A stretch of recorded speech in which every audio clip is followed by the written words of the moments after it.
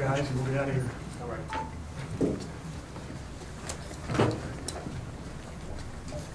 Well, tremendous win for our team. I thought guys really stepped up. We really played hard and competed. And, for the first time in a while, we really shared the ball. There was very little possessions where we were dribbling and just dribbling. So I think we got a little better in the last couple of days. We were able to get a little fortunate with Michigan State's free throw shooting tonight. That probably doesn't happen, very often, especially at home. But we'll take it. It's been a long 3 weeks here, so it's good to feel that winning feeling again for the guys. And hopefully this can carry over into the back half of the conference where we can play with some confidence. Okay, we'll go Zach and Mike first. You talked about guys just focusing on things to control, zeroing in on just a small group of things. Do you feel like you got that tonight, especially in that second half playing without Juwan? Well, without question. We talk about our team defense being a confidence builder. I thought especially in the first half, we really answered the bell there. Transition, didn't get crushed. They're so hard to deal with their inside attack, and Cassius with his push. But we did a pretty good job there. And the big deal was being able to use your defense and rebound the ball. And we held in, there. So that was a check. Offensively, it was about moving the ball and don't let it stick. And I thought that our team shared it. And we were able to get 20-some assists. I'm not sure if we've had 20 assists in our last 3 games, to be honest with you. And in our togetherness, in this type of environment, a lot of ups and downs, a lot of runs, adversity. We were back to a togetherness feeling. In the timeouts, the huddles, our young guys were engaged, and to be on this stage, hopefully, like I said, hopefully this is a confidence builder if we just stay with it and continue to get better. Two parts. First, what do you know about Juwan? And second of all, what does it mean for this group to be what they did without Juwan? Without having I don't know anything on Juwan. I just know he hurt his shoulder. No, nothing other than that. But it's awesome to see guys, step up and play with such an, uncertainty, without him on the floor.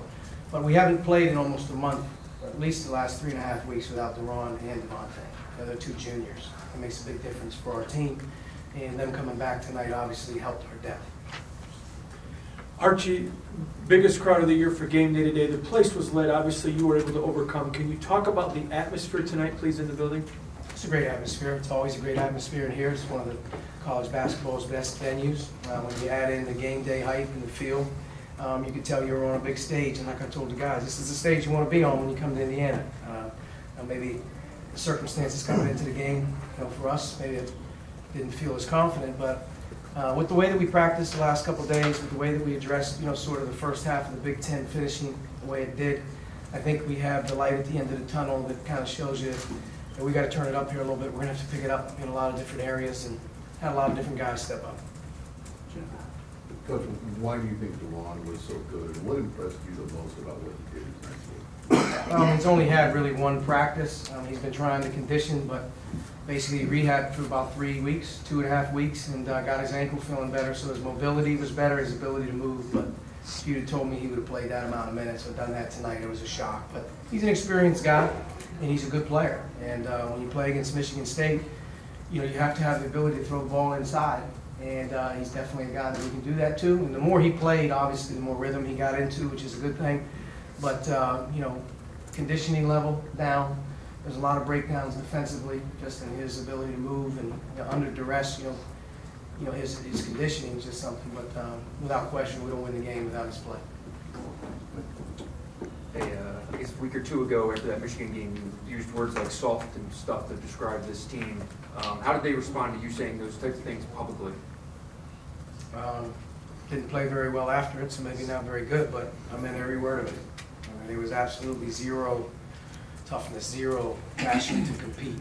And, with the offense looking like it is, it's almost as if we started to go in that route of one end's gloomy, so the other end's going to be gloomy. And we had to get out of ourselves. We had to understand, so to speak, what we have to get going here. And it started with leadership.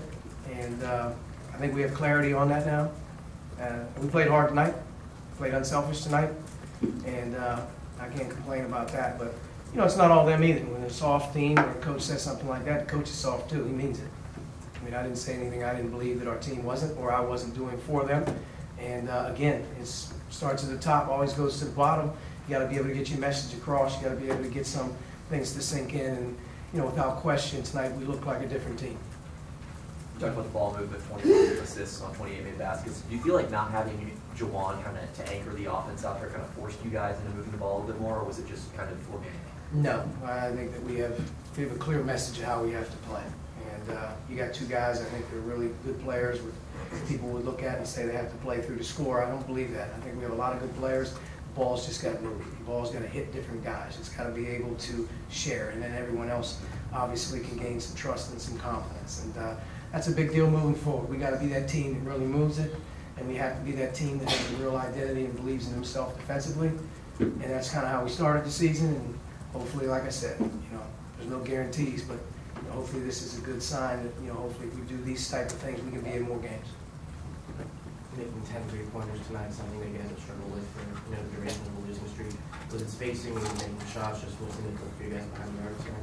Yeah, it's just amazing when a guy makes an unselfish pass, or the correct read on a drive, or the one more pass when a guy's open, or he reads the ball screen and delivers it. It's amazing how those balls go in. It's amazing how the other balls don't go in when there's just absolutely zero chemistry out there, and the ball just does not move the way it's supposed to move. And you know, I think we're a better shooting team than we've shot. I also think that some guys really stepped up tonight and played really well and made some big shots. You know, out here, you try to win these games, you can say whatever you want to say. I mean, if the ball isn't going in, especially from deep in this league, you don't have the ability to keep people honest, it's really hard to score. And we didn't need as many paint touches, we didn't need as many post-ups tonight, just because I thought the ball went side to side, and we were able to play off of a lot of different players' abilities, and it was good to see. You know, it was good to see that.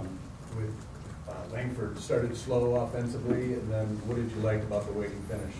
He was very aggressive in the game. The thing I was proud of Romeo about was his energy level defensively, rebounding.